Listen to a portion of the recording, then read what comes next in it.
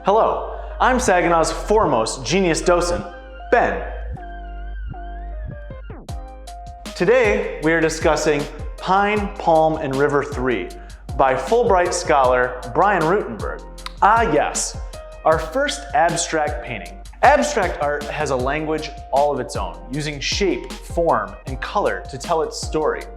Sometimes we see elements from the real world in it, other times we don't. Here, we can see the famous image of dogs playing poker. Brian grew up with many dogs, and he taught them all how to gamble. He would hustle suckers down on the boardwalk who thought, surely this golden poo can't play blackjack. Boy, were they wrong. Most painters paint with paint. Abstract painters are out of their mind.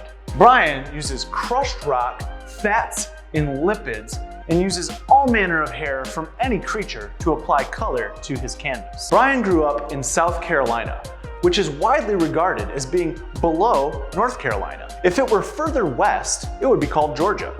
This geography plays out in the rough topography of Brian's work. The most important thing about a piece of art is that it uses all of the colors it possibly can. Poor Rembrandt could mostly only use black, and so Rutenberg uses a lot of color to make up for that loss in art history. Noisy children outside of Brian's studio would be constantly interrupting him, so he would go outside and confiscate their school books, toys, whatever they had on hand, and plaster them into the painting. This painting was originally titled Pine, Palm, and Stuff I Took from Children. The mythical story of Van Gogh introduced the stereotype that artists don't achieve notoriety until after they pass. He cut off his ear during his lifetime and didn't achieve fame until after his death.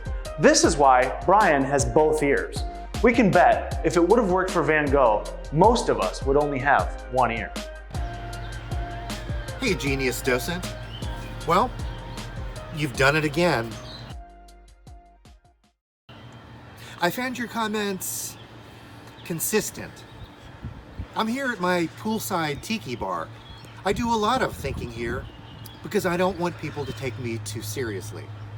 I am not an abstract artist. I don't even know what that means. I'm pretty sure that I exist. I'm a landscape painter who constructs images by abstracting from the visible world. To say that you're painting abstracts is like saying that you're eating cooking. It doesn't mean anything. It's like this empty plate. To abstract means to remove, which implies that it must be removed from something. A lot of galleries that promote abstraction are really just promoting pushing paint around in a manner that looks like art, usually someone else's. So, if you're going to abstract, you must abstract from something that you can see or something that you can relate to. And most of all, tell the truth and make it delicious. Remember, you can't abstract from an empty plate. You have to start with something.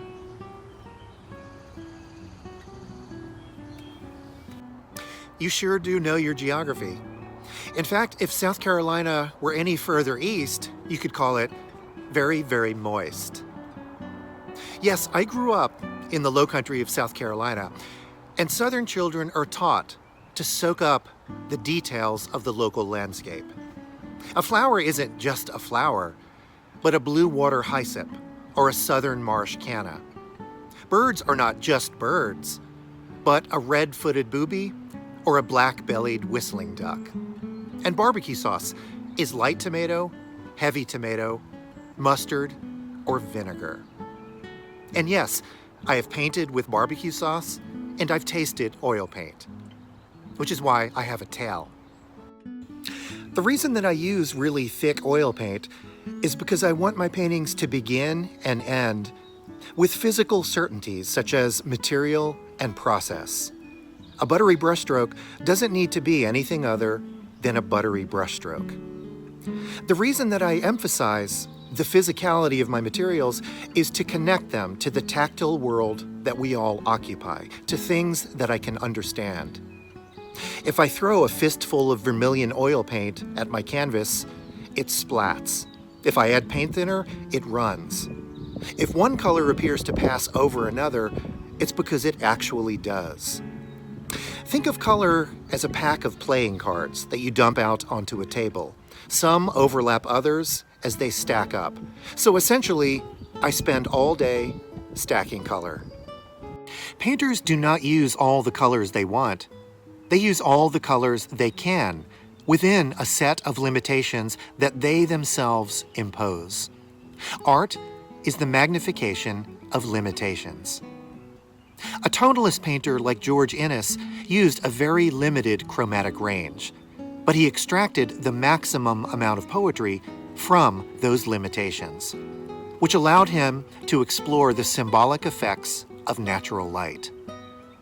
Claude Monet and the French Impressionists explored the optical sensations of visible light, which offered them a much broader chromatic range within which to play, which is why we get vivid blue shadows and skies of lavender and coral.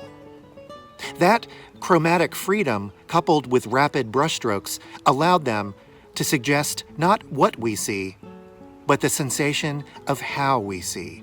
So I think that my paintings are a combination of both of those sensibilities. Oh, and I do use black, especially when I mix it with cadmium lemon yellow or cadmium yellow light. It makes a stunning green. But I couldn't eat spaghetti off the buckled shoes of Rembrandt. My studio is in downtown Manhattan, so I don't hear the sounds of children very often. However, there is a coffee cart that parks on the sidewalk in front of my building, and the man inside the cart sometimes brings his child to work with him.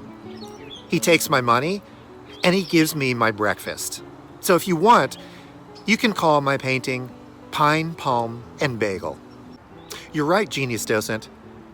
Vincent van Gogh did not achieve very much commercial success in his lifetime. I think he only sold one painting. And yes, he did cut off his ear in a fit of mad rage, which exposes the fact that there is a thin line dividing creativity from madness. I never, ever play with scissors, especially if I have to take a leak. But your comment also reminded me of something else. When I was a kid growing up in Myrtle Beach, South Carolina, one of my favorite books was The Letters of Vincent van Gogh. And in one of his last letters to his brother Theo was the line that set me free. Vincent wrote, "The sadness will last forever." That was the one I'd been waiting for. All art comes from sadness. Not because the artist is depressed or miserable, but because sadness is a more complex and rich state than happiness. A little bit of sadness is a legitimate part of any full life because it enables us to experience our entire being. There's a reason it takes more muscles to frown than to smile, because we want to say, buzz off to pain and suffering through effort and perseverance. Creativity requires attention to detail and persistence in the face of failure. That's why it's called a discipline. No one understood that better than Vincent. Oil paint is crushed rock mixed with liquefied fat and smeared on cloth with a hair-covered stick. Oil paint is essentially organized dirt. Yet, it can suggest space where there was flatness and light where there was darkness. I think that's a wonderful way to live.